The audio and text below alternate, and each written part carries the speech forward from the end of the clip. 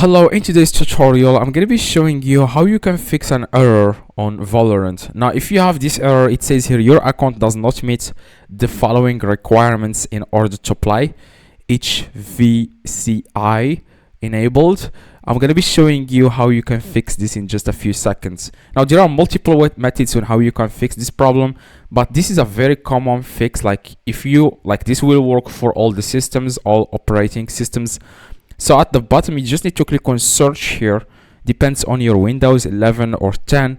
Click on search and then search for core isolation, okay, just search here for core isolation.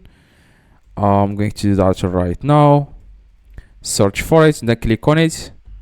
Now after you click on it, you want to turn this off, okay, where it says the memory integrity, you want to make sure you turn it off.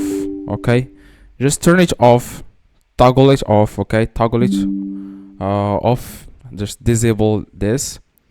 If it's on, you want to make sure you turn it off. That's it.